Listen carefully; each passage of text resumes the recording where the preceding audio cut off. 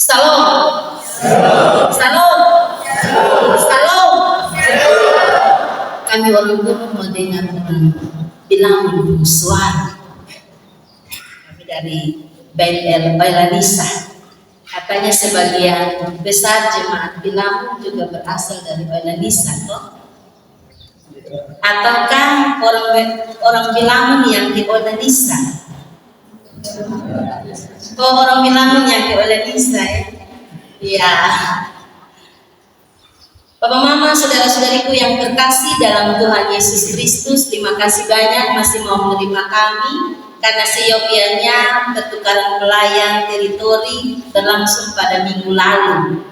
Tetapi oleh karena ada kunjungan dari BP 3K dan BP 4K ke jemaat kami, maka saya minta kebijakan dari Mama Ketua Majelis Jemaat di sini, Mama Pendeta Fanti, kalau boleh saya tukarnya di 21, dan puji Tuhan kami tetap diterima, dimengerti, dan hari ini kita berjumpa. Salam kenal buat Bapak Mama, saudara-saudari semua. Mungkin ada yang sudah pernah lihat saya, atau mungkin ada yang belum. Ada saudara saya, adik saya di sini, dan yang lain saya belum kenal.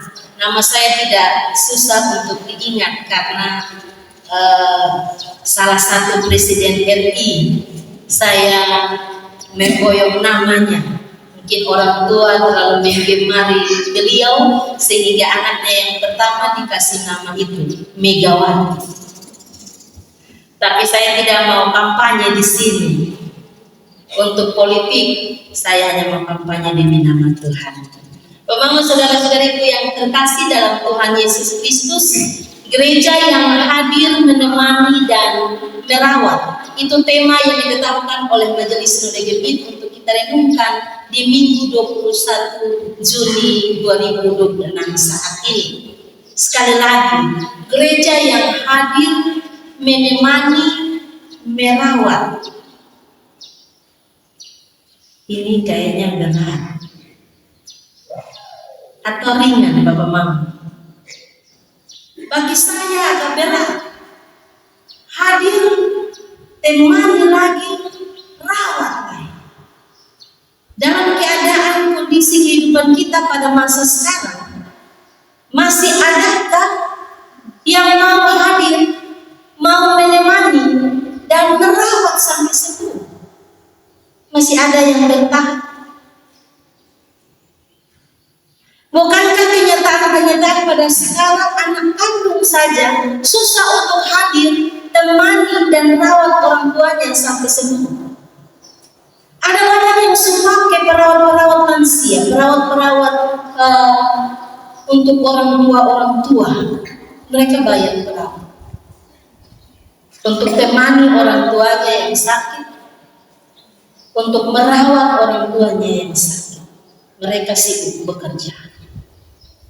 Sekarang tema kita gereja yang hadir, menemani dan merawat.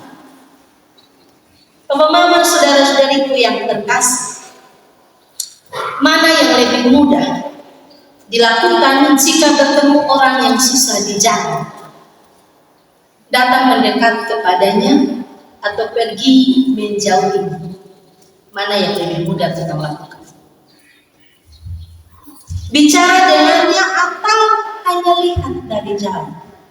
Mana yang lebih mudah? Menolong dia atau cukup bilang kasih? Mana yang lebih mudah? Posting kejar FYP atau mencari bantuan? Temani sampai keluarganya datang atau membiarkan, meninggalkannya sendiri? Yang lebih mudah mana dalam konteks kita sekarang?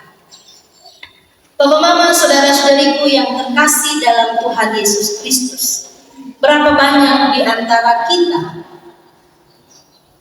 yang pergi kepada orang susah itu, menolong dia, mencari bantuan baginya, dan temani sampai keluarganya datang? Jujur,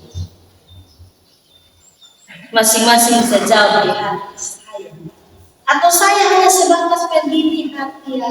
Kasihan pula. Rangkaian itu kita sampai selesai. Pergi, lihat, bicara dengan penuh kasih, mengetahui segala keluhannya, merawat dia, menolong dia, mencari bantuan baginya, menunggu sampai keluarganya datang.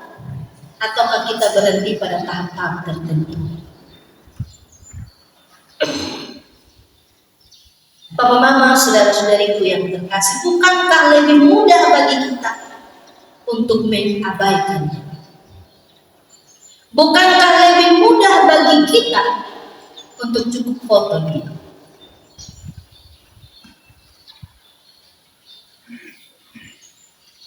Daripada hadir, temani, dan rawat. Ini yang mengapa saya bilang hadir, temani, dan rawat itu berarti. Semua kita ternyata punya kesempatan yang sama untuk berbuat baik bagi sesama kita. Tetapi banyak kali kita memilih untuk melewatkannya begitu saja. Kita selalu bilang, nanti, tunggu saja. Masih ada banyak waktu, lain kesempatan. Tapi hari ini kita belajar dari seorang Samaria yang murah hati, tidak menunda berbuat baik, tidak menahan kebaikan, tidak mengabaikan kesempatan untuk dia berbuat baik kepada sesama. Apa yang membuat dia dapat melakukan semuanya ini? Mari kita perhatikan bacaan kita. Lukas pasalnya yang ke-10 ayat 25 sampai dengan ayat yang ke-37. Orang Samaria yang murah. Kisah ini berawal dari pertanyaan seorang ahli Taurat yang ingin mencobai Yesus. Ia bermaksud ingin menjatuhkan Yesus, tetapi ternyata diberikan pencerahan untuk melakukan dengan baik apa yang dia ketahui untuk memperoleh hidup yang kekal. Yesus menuntunnya dengan sebuah cerita tentang seorang yang menderita karena dirampok di jalan. Alkitab menerangkan bahwa orang itu dirampok habis-habisan, dipukuli sampai setengah mati dalam perjalanannya dari Yerusalem ke Yeriko. Perjalanan dari Yerusalem ke Yeriko itu sekitar 27 km dan menurun tajam, melewati daerah berbatu dan sepi. Jalan ini terkenal berbahaya karena banyak penyamun bersembunyi di celah-celah batu. Mereka tidak hanya merampok tapi juga memukuli sampai setengah mati dan meninggalkan begitu saja di tengah jalan. Dan bagi orang yang dirampok itu tetap ditinggalkan di tempat itu. Maka bukankah kejadian yang sama bisa terulang lagi? Kalau pikiran ini yang dipakai, maka pantaslah seorang iman dan seorang Lewi melewatinya dari seberang jalan.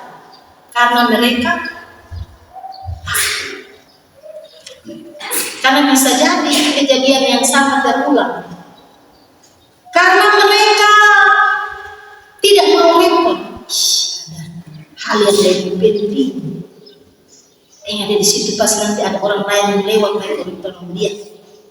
Karena mereka takut menjadi najis karena bersentuhan dengan mayat, dengan dia dengan mati sampai dia mati, ketemu pimpin nanti ketemu najis bersentuhan dengan mayat dan karena alasan yang lain. Apakah ini juga yang sering menjadi alasan bagi kita ketika berjumpa dengan orang susah di jalan? Bapak mama, saudara-saudari yang terkasih, sesungguhnya alasan-alasan ini bukan fokus ajaran Yesus, tetapi kegagalan mereka untuk menyatakan kasih yang mereka paham. Berbeda dengan orang Samaria, dia juga melewati jalan itu sendiri. Pastilah apa yang dipikirkan oleh seorang imam dan seorang Lewi itu juga sempat terbersit dalam pikirannya. Jangan-jangan para penyamun juga datang lagi dan lalu merampok saya dan memukuli saya seperti orang ini. Dia juga pasti punya kesibukan atau hal penting yang harus dia kerjakan, tetapi dia memilih untuk berhenti. Ketika dia melihat orang itu, hatinya tergerak oleh belas kasih, sehingga rasa takut tidak jadi penghalang untuk sebuah perbuatan kasih yang dapat dia buat orang susah. Hatinya tergerak oleh belas kasih. Ini yang menjadi rahasia, ini jadi kunci. Bahwa ketika melihat orang yang susah, melihat orang yang membutuhkan pertolongan, hatinya tergerak oleh belas kasih. Kalau hatinya tergerak oleh belas kasih, maka sudah dapat dipastikan bahwa orang ini penuh dengan kasih. Karena kalau dia tidak penuh dengan kasih, maka perbuatan menolong orang pasti punya maksud-maksud tertentu, sampai pada batas-batas tertentu. Kalau kita memperhatikan kisah ini, bahkan dia sampai berjanji kepada pemilik penginapan, kalau engkau belanja melebihi ini yang saya berikan, nanti saya datang, saya akan kembalikan. Pemahaman saudara-saudariku yang terkasih, begitu dahsyatnya hati yang tergerak oleh belas kasihan. Dia membalut luka orang itu. Dia mengobati dengan minyak dan anggur. Dia menggendong dan menaikkan ke keledainya sendiri. Berarti dia jalan kaki sampai ke itu. Karena orang itu sudah naik di keledai. Bawa ke penginapan dan merawatnya. Memberikan sejumlah uang 2 dinar. Uang yang cukup besar.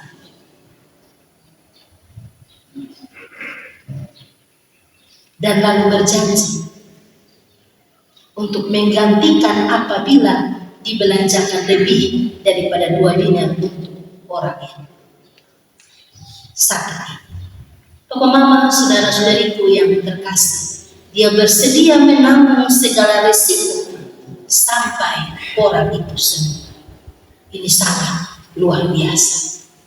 Ini menunjukkan bahwa kasih sejati selalu dimulai dari hati yang tergerak oleh belas kasihan. Saya jadi penasaran, siapakah orang Samaria itu? Kalau kita melihat sejarah Israel, orang Samaria adalah penduduk Samaria, daerah Samaria. Mereka merupakan keturunan campuran antara orang Israel yang tersisa setelah penaklukan kerajaan utara dan bangsa-bangsa asing yang dibawa masuk oleh bangsa Asyur. Kita bisa membaca di 2 Raja-Raja pasal 12. Akibat sejarah itu, orang Yahudi memandang orang Samaria sebagai yang tidak murni secara keturunan, yang tidak murni juga dalam ibadah. Dan karena itu mereka adalah musuh dan orang yang dibenci. Yahudi, karena itu orang Yahudi dan orang Samaria itu hubungannya sangat buruk. Mereka saling menghindari dan memandang rendah satu sama lain. Dalam kisah ini, Yesus memilih orang Samaria sebagai tokoh utama. Dan inilah kejutan terbesar bagi si ahli Taurat yang adalah orang Yahudi. Ketika seorang dirampok dan terluka di jalan, seorang imam lewat tapi tidak menolong. Seorang Lewi lewat tapi tidak menolong. Dan terakhir seorang Samaria lewat, baru dia menolong. Andai kata orang yang dirampok itu adalah orang Yahudi, kayaknya Alkitab tidak menjelaskan siapa orang yang dirampok itu. Orang Samaria kah, orang Yahudi kah, orang kaya kah, atau orang miskin? Alkitab tidak jelaskan. Andai kata orang yang dirampok itu adalah orang Yahudi, jahat sekali. Sesama saudara lewat begitu saja dan tidak memberi pertolongan. Tapi bukan itu fokus utamanya. Sekali lagi, melainkan kegagalan mereka menyatakan kasih bagi sesama saudara yang membutuhkan pertolongan. Yesus sengaja membalikkan cara berpikir mereka. Orang yang dianggap paling saleh ternyata tidak dapat menunjukkan kasih, sedangkan orang yang dianggap sebagai musuh justru yang melakukan kehendak Allah.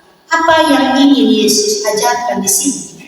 Ahli Taurat bertanya, siapakah sesamaku manusia? Tetapi Yesus mengubah pertanyaannya menjadi, siapakah yang menjadi sesama manusia bagi orang yang jatuh ke tangan penyamuk? Artinya, fokusnya bukan siapa yang layak kita tolong, kita kasih, melainkan apakah saya bersedia menjadi sesama bagi siapapun yang membutuhkan pertolongan. Gereja masa kini diajak untuk mengubah cara berpikir, yang bukan lagi siapa yang layak menerima bantuan kita, kehadiran kita, siapa yang layak kita temani, dan siapa yang layak kita rawat. Tetapi apakah gereja bersedia menjadi sesama saudara yang mau hadir, menemani, dan merawat sesama yang terluka? Apakah Bapak, Mama, saudara-saudari dan saya bersedia untuk hadir, menemani, merawat mereka yang membutuhkan pertolongan? Imam dan orang Lewi adalah orang saleh, tetapi gagal menyatakan kasih Allah yang mereka pahami. Justru orang Samaria yang dianggap musuh, yang tidak murni secara keturunan, tidak murni dalam ibadah, yang menyatakan kasih Allah. Orang Samaria dalam cerita ini menggambarkan kasih Kristus sendiri yang datang dengan belas kasihan, mengobati luka, mengangkat dan memulihkan manusia. Orang Samaria bukan sekedar orang baik hati, orang murah hati. Ia adalah sosok yang menembus batas kebencian, prasangka, dan perbedaan demi menunjukkan kasih. Yesus mengajarkan kepada kita semua hari ini melalui firman-Nya bahwa kasih sejati tidak memilih dari suku mana, agama mana, statusnya apa, atau kedekatannya seperti apa. Kasih sejati melihat kebutuhan dan lalu bertindak. Semua kita yang hadir pada saat ini diajak untuk mari menjadi gereja Tuhan yang mau hadir, yang mau menemani, yang mau merawat sesama yang membutuhkan kita, pertolongan kita. Karena itu Bapak, Mama, saudara-saudariku yang terkasih, selamat menjadi gereja Tuhan yang mau hadir, yang mau menemani dan merawat sesama. Tuhan memberkati kita dengan firman-Nya. Amin.